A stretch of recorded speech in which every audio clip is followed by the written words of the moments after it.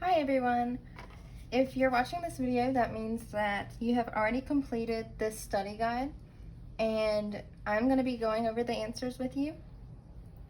So first we have a passage and some questions to answer about the passage.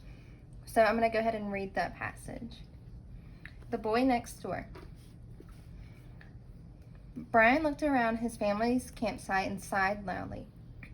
Even though the camper was parked under a shady palm tree and the ocean sparkled not far away, Brian was having trouble enjoying the beautiful scenery and the warm summer weather. "What's wrong, Brian?" his father asked as he peered over the book he was reading in his beach chair. "Don't tell me you're bored." Seeing Brian's gloomy face, he suggested, "Why don't you introduce yourself to the boy at the next campsite?" Brian brightened and ran across the sand to a camper nearby. A boy about his age was sitting on the steps watching a little girl pour water from one small red cup into a bigger blue cup. "Hi, my name's Brian." He introduced himself to the boy. "What's your name?" "Rodrigo," the boy said, looking up timidly. "We're camping right next door to you," Brian explained. "Do you want to go to the beach with me? My parents will keep an eye on us, so you don't have to be nervous." Rodrigo shook his head. "My mother went into town to buy some dinner for us, and I have to watch my baby sister. She doesn't like the beach, and my mother would be mad if I took her there without permission." Baby Lila pulled herself up the steps to the camper and started to bang her tiny fist on the door. Rodrigo scooped her up and climbed inside. That night after dinner, Brian went outside and began to bounce a tennis ball against the side of the camper. Then he looked around and noticed Rodrigo watching him. "Come on over and play catch with me," Brian encouraged him. Rodrigo wandered over, and the two boys started tossing the ball back and forth. Rodrigo had a good arm, but he wasn't very good at catching Brian's speedy pitches. "I'd better go back home before my mother wonders where I am," Rodrigo said after just a few minutes. "Your camper isn't that far away. Can't your mother see that you're here?" Brian wanted to say, but Rodrigo was gone before he could speak, leaving Brian alone again.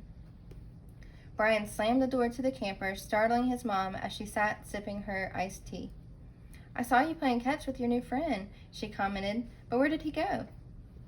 "He went back to their camper," Brian said as he joined her at the table. Brian crossed his arms and frowned. "He's not much of a friend. Every time I ask him to do something, he makes an excuse and runs inside. I can't understand why he doesn't want to play with me. It's not like he has anything else to do either. I'm working like Hercules at this, but nothing seems to help." "It sounds like you are doing all the asking," his mother said. "Maybe there's another way. Tomorrow's a new day. Maybe you could try a new tactic." Brian was puzzled, but he thought about his mother's advice that night as he got ready for bed. Just as he was climbing into his bunk, though, his dad came in and asked him to play checkers. Brian agreed to play, but after a few moves, he admitted that he was tired and wanted to go to sleep. He wouldn't have minded staying up to do something exciting or interesting, but checkers could be boring sometimes, and he wasn't in the mood for it just then. As Brian lay awake trying to fall asleep, he suddenly figured something out. He knew how to get Rodrigo to play with him. The next morning, Brian ran over and knocked on Rodrigo's door. When the other boy answered, Brian said excitedly, "Let's play together. What do you like to do?" Rodrigo looked down at the ground and shrugged. Then he said quietly, "I brought some toy cars with me, but you probably don't want to play with them." "Why wouldn't I?" Brian said with a grin. "Cars are lots of fun."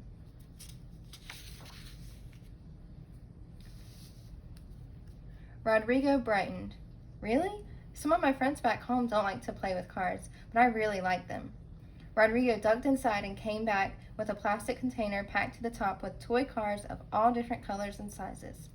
"This is terrific," Brian said when he saw them. "We can set up a race course outside where there's plenty of room." The two boys hurried to set up their racetrack, which curved around a pair of palm trees. Brian was having so much fun that he barely heard his mother calling him. "I'm over here, Mom," he yelled back, standing up and waving his arms to get her attention, the sand still sticking to his knees. "Rodrigo and I are playing." All right. So that's the end of the story, and now we've got some questions to answer. So question number 1. Read these sentences from The Boy Next Door. He's not much of a friend. Every time I ask him to do something, he makes an excuse and runs inside. I can't understand why he doesn't want to play with me. It's not like he has anything else to do either. I'm working like Hercules at this, but nothing seems to help. What does Brian mean when he says, I'm working like Hercules at this? Okay, so I'm just thinking off the top of my head, I've seen the movie Hercules, and what I know about Hercules, I know that he's strong, he does work hard, and so I'm just going to keep that in the back of my mind. So what that could mean when Brian says, I'm working like Hercules at this. So A, he's trying very hard. B, he's trying to act like an adult. C, he is using all the strength in his muscles. Or D, he is worried that he will make the wrong choice. Okay, so I'm going to go to, I think, the two that stood out to me. He's trying very hard. So he's working like Hercules at this. And I did mention Hercules does work hard and he's strong. He's determined. And Brian is trying very hard to get Rodrigo to play with him. So I'm going to keep that in mind. He's trying to act like an adult. So I'm working like Hercules at this. I don't think, in this context, I don't really think trying to act like an adult would fit the best with that. So I'm going to go ahead and just put a mark on B. I'm going to cross that one out. C, he is using all the strength in his muscles. So he's working like Hercules. So I did mention Hercules is strong, but Brian isn't physically using his muscles. He's not having to use all of his strength to, say, push on something. So I wouldn't say he's using his muscles. So I'm going to cross out that one. He is worried that he will make the wrong choice. I don't think he's worried he'll make the wrong choice. He's just working really hard. So that's what A said. He's trying very hard. So our answer for number 1 is A. Right? Number 2. In the first sentence of The Boy Next Door, why does Brian sigh? Okay. So let's go back to that first sentence. Brian looked around his family's campsite and sighed loudly. Okay, so he sighed, but we need some more information to figure out why he sighed. So I'm going to keep reading. Even though their camper was parked under a shady palm tree and the ocean sparkled not far away, Brian was having trouble enjoying the beautiful scenery and the warm summer weather. What's wrong, Brian? His father asked as he peered over the book he was reading in his beach chair. Don't tell me you're bored. Seeing Brian's gloomy face, he suggested, why don't you introduce yourself to the boy at the next campsite? Okay, so he sighed and he couldn't enjoy the scenery. And then we see, I'm going to underline right here, his dad said, don't tell me you're bored. I'm going to underline bored. So Brian seems to be bored, and it says, seeing Brian's gloomy face. So he appears to be bored and he has a gloomy face. So let's go back to our answers. In the first sentence, why does Brian sigh? Well, the weather at the campsite is gloomy. Well, we just underlined that his face is gloomy, but the weather is beautiful scenery and the warm summer weather. So I'm going to mark A off. The weather at the campsite is gloomy because that's not true. B, the boy next door will not play with him. Well, in the beginning of the story, he hasn't met the boy yet. So he's not sighing because the boy won't play, because we haven't gotten to that part in the story yet. So I'm going to go ahead and mark off B. C, Brian can't find anything interesting to do. Okay, that might be a good choice. Remember, we said that he was bored. He had a gloomy face. So I'm going to keep that one in mind. Or D, Brian's dad told him he should read a book. Okay, so nowhere in here did we see his dad tell him to read a book. It says his dad was reading a book, but he didn't tell Brian to read a book. So Our answer, I'm going to mark D out. Our answer for number 2 is C. Okay, number 3. In The Boy Next Door, how does Rodrigo act around Brian at the start of the story? So how does Rodrigo act around Brian? All right, so we'll go back to when they first meet, and that will be right around the end of the second paragraph. So Brian says, "Hi, my name is Brian." "Brian," he introduced himself to the boy. "What's your name?" "Rodrigo," the boy said, looking up timidly. Timidly. I'm going to underline that. Timid means kind of like you're shy. So I'm also going to write shy next to that. So Rodrigo, he looked up timidly. And then Brian said, "We're camping right next door to you," Brian explained. "Do you want to go to the beach with me? My parents will keep an eye on us, so you don't have to be nervous." Nervous. Maybe he noticed that Rodrigo seemed nervous. So right off of this information right here, we see that Rodrigo was timid in the beginning, and maybe he was nervous. So let's look at our answer choices. Rodrigo acts like Brian is bossy. I don't think we see that really in the beginning, like right off the bat. I'm just going to mark that one off because he doesn't think that he's bossy. B, Rodrigo acts like Brian scares him. Maybe. If you're timid or shy, you might be scared of a person. If I'm scared of somebody, I act timid, so I'm going to keep B in mind. C, Rodrigo acts like he is shy or nervous. Alright, so remember we said that timid meant shy, and the word nervous was also used in this. So that seems to be a better choice than B so far. He's shy or nervous. And D, Rodrigo acts like he's hiding a secret. I wouldn't say so. I think shy or nervous because it says in the story that he's timid and Brian thinks he might be nervous. I think C is going to be our best choice here. So C is the answer for number 3. Right? And number 4. Which sentence from the story, The Boy Next Door, best shows that Brian is upset with Rodrigo?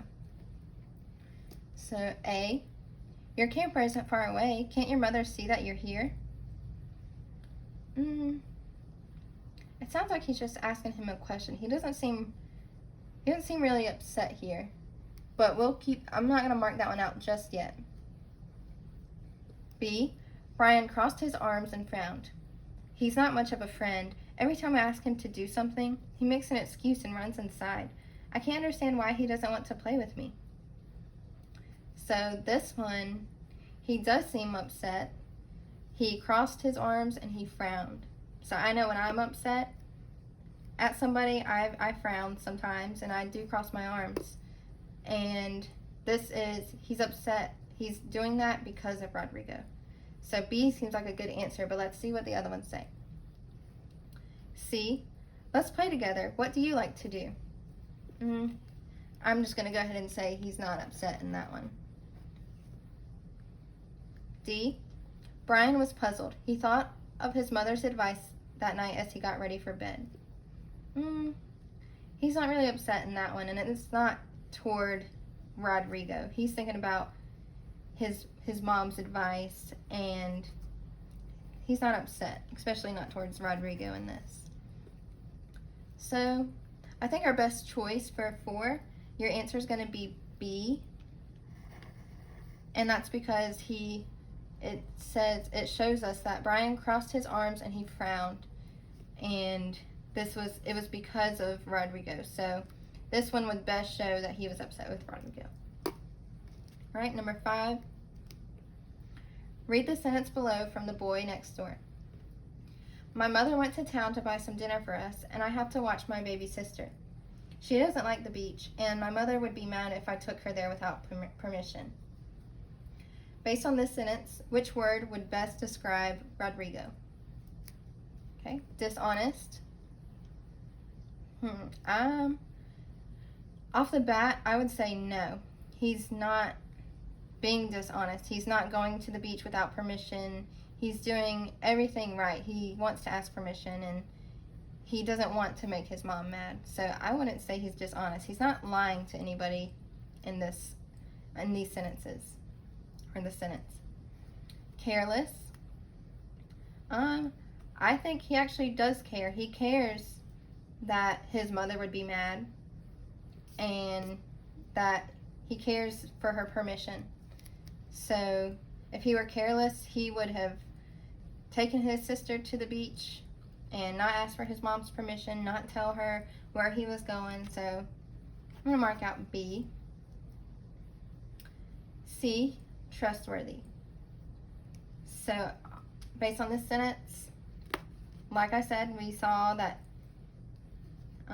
he doesn't want to make his mom mad. He's watching his baby sister. Doesn't want to do anything without permission. So I think that his mom must trust him a lot. He must be trustworthy if his mom trusts him to watch his baby sister and to not do anything without her permission. So that seems like our best choice so far. D, anxious. No, I think trustworthy is our better choice. So C is the answer for 5. All right. So that was the end for the Boy Next Door passage. All right. Now we've got a couple sentences for each of these questions, and then these are on character traits. So I'll read a couple sentences and then we'll answer what character trait. Okay. So number 6. As soon as Christiana got home, she would always put her backpack away and get started on her homework quickly. She knew that she only had an hour to do her work, so she did not waste any time. She did not turn the television or the radio on because she knew it would distract her from her work. She did not stop until she was done with everything. Christiana is a very blank student. Okay, A, focused. I would say she's very focused. So she comes home, she starts her work, and it says right here, she didn't turn on the television or radio because she knew it would distract her. So she's staying focused on her work. So A is a very good answer choice so far. B, silly. In these sentences, we don't really see Christiana do anything silly. So I'm going to mark B out. C, happy. She might be happy, but again, in these sentences, we don't really know. We don't know if she's happy or if she's sad or mad that she has to do her schoolwork. So I'm going to cross out happy. And D, unsuccessful. I would say since she's coming home, she's doing her work, not getting distracted. She doesn't stop until she's done with everything. I think she's actually successful, not unsuccessful. So that doesn't seem like a good option. So that leaves us with A, focused. All right, Christiana seems like a very focused person. Number 7. Adrian wanted to dunk a basketball more than anything. He would not give up until he could do it. He would work in the gym for hours, practicing his steps and jumping at just the right time and place on the court. Even though he knew it would be difficult, Adrian kept trying and never gave up. Adrian's hard work shows that he was blank. Shows that he's angry. I don't think we don't see in these sentences that he's angry. We see that he's working hard. I'm going to go ahead and cross that one out. He's not angry in this. He's brave.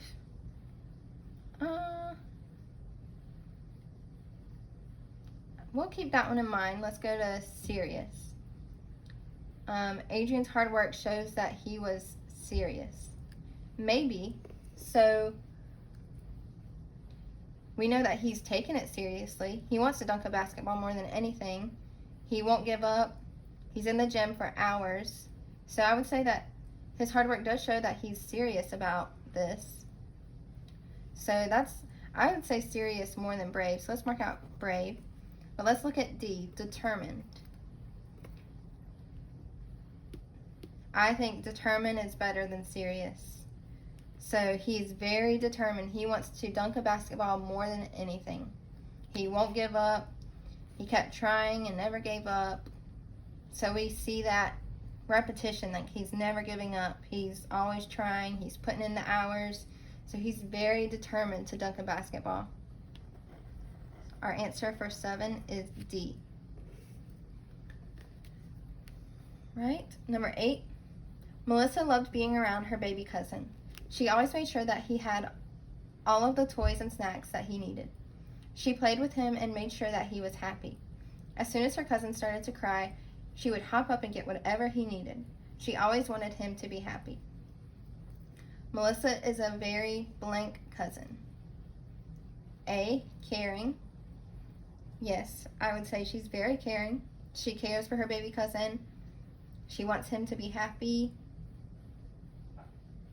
Right, so we're going to keep caring in mind, but let's look at what the other ones say. Okay. B, lazy. No, I'm going to mark that one out. She's not lazy. She would hop up and get whatever he needed.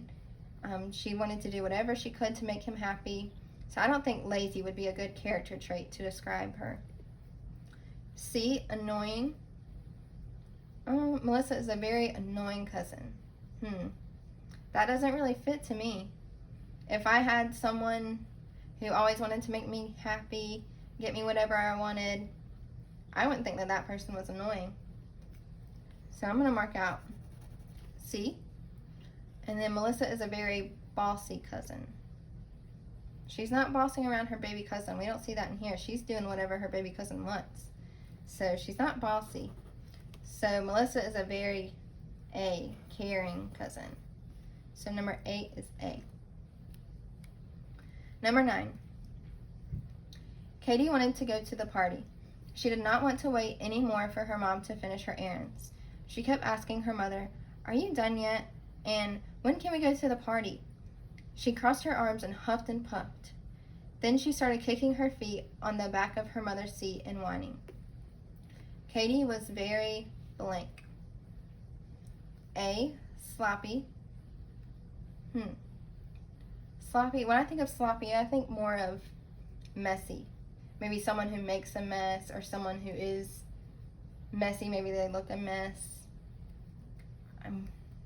We don't really see that in this. Maybe she started kicking, maybe that could make her a sloppy person. I'm not sure about that one, but we'll move on to the next one. So B, Katie was very generous. I don't see where she's generous in here. So we see she really wants to go to this party. She wants her mom to be done, and she started kicking her feet and whining. That's not very generous to me. C, impatient. So Katie was very impatient, and I agree with that. Right here, she did not want to wait anymore. Okay, she kept asking her mother, "Are we done yet? When can we go to the party?" So she seems very impatient, like she can't wait any longer. That's our best choice so far, I think. And D, she's calm. No, we already said she started kicking her feet. She's whining. I don't think that's a calm kind of person. So number 9 is C, impatient. All right.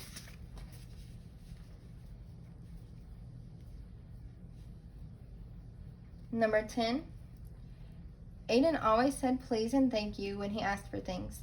If he bumped into someone, he said, "Excuse me." He never interrupted others when they were speaking and waited patiently for his turn. He also held the doors for others and never cut in the line. Aiden always considered the feelings of others and never said anything hurtful or mean to anyone. Aiden was always blank to others. A, respectful. I would say so. You can tell he definitely respects others. He says please, thank you, excuse me. He waits his turn, holds doors. So respectful seems like a very good choice right here. And y'all also know how to do all this stuff because the R in swarm for Shakad stands for respect or respectful. So he's doing all the things that y'all are taught to do. So B, disruptive. That means like he's interrupting somebody or causing a scene maybe. And it says right here, he never interrupted others when they were speaking and waited patiently for his turn. So he's not a disruptive person. Aiden was always mean to others. When we go to the last sentence, it says, Aiden always considered the feelings of others, never said anything hurtful or mean to anyone. So he's not a mean person. We'll mark out C. And D, apologetic. So maybe like he's always saying sorry or he feels very sorry. And we don't really see that up here. I would say definitely respectful is what we see from Aiden. He was always respectful to other people. Right, number 11. Amanda's dad asked her what happened to the lamp that was broken in the living room. She knew that she and her sister had broken it when they were playing with a basketball. She told her father the truth about what happened and that it was an accident, even though she knew they would still get in trouble. Amanda was very blank about what happened to the lamp. A, dishonest. Not dishonest. If she's dishonest, that means she's not telling the truth. So, and she did tell the truth. She told her father the truth. So I'm going to mark out A, dishonest. Amanda was very happy about what happened to the lamp. I wouldn't say she's happy. It says at the end, it says even though she knew they would still get in trouble. I don't think she's happy that they broke the lamp. C, Amanda was very fortunate about what happened to the lamp. So maybe she was very lucky about what happened. Don't think she was very lucky either. It's not lucky to break something. You don't want to do that. So that leaves us with D, honest. And we talked about that with A, dishonest. She was actually honest because she told her father the truth about what happened with the lamp. So number 11 is D. All right. And then, here we go. Numbers 12 through 16. These are matching and it is based off of plot. So what we learned about plot. If you remember, the plot diagram looks something like this. Okay? And remember, we have what happens in the beginning. We have what happens before the big part. We have the big part, what happens after the big part, and there's actually a word for those things that will go over up here. And then we have the ending over here. So let's look at number 12 and try to figure out which one is the best choice over here. So number 12 says, the turning point in the story. So the turning point in the story is either rising action, falling action, resolution, conflict, or climax. Okay? So I remember the turning point in the story, that's the big thing that happens. That's where something happens in the story that is just the biggest part. And when we look at our plot mountain diagram right here, the biggest part is right up here. All right, and so rising action, when we look at that, I wouldn't say it was a rising action if it's up here, or a falling action, our resolution, conflict, or climax. I remember the top up here being climax, and the climax, if you remember, is the turning point in the story. That's where something big happens in the story. So 12, you can draw a line like this, whatever you did. 12 is E. You can draw a line. You can just write 12E, whatever you want to do. Number 13, events after the climax.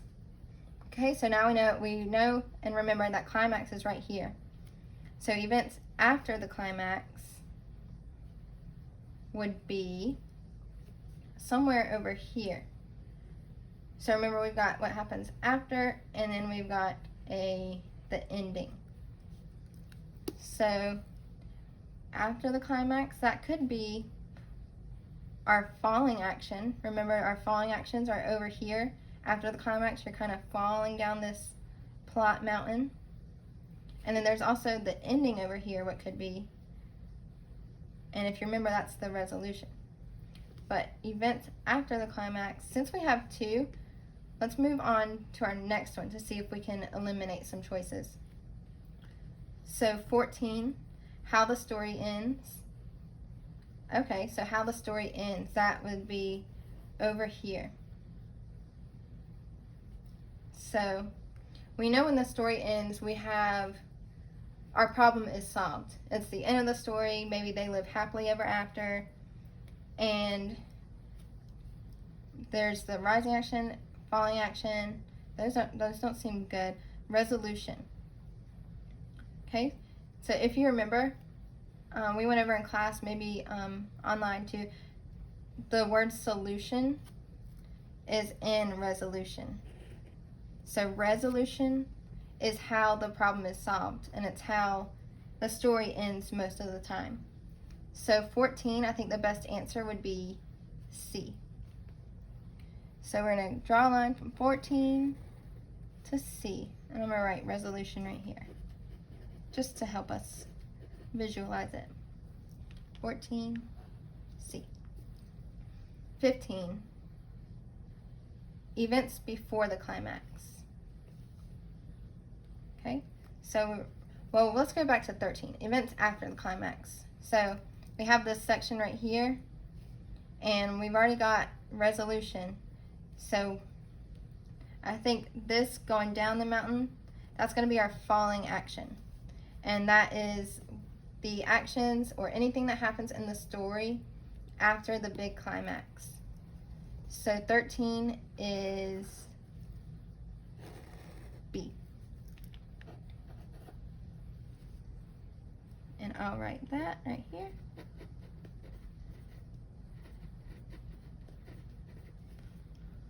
Right, and then number 15, events before the climax. And let's go ahead and read the next one. The moment the problem is introduced. Okay, so we have left, we have rising action and conflict. And I know that falling action is what happens after the climax. So rising action, going up the mountain, must be events that happen before the climax. So I'm thinking rising action is events before the climax. Let's double check. Let's look at 16. The moment the problem is introduced. And then we have conflict left. And I do know that conflict means problem. So I'm going to stick with my answer. 15, events before the climax, would be A, rising action. So that would go right here on our mountain. It's rising up the mountain to get to that big turning point in the story, or the climax. Okay? And then the moment the problem is introduced. So our introduction is right here in the beginning of our story, and that's when we're introduced to a conflict. So right here, I'm going to write conflict. And you don't have to copy this. This was just to help us visualize. 16 is D. All right. So that is it for this study guide. And then tomorrow, y'all will be taking a test on character traits and plot and setting. So good luck to all of you.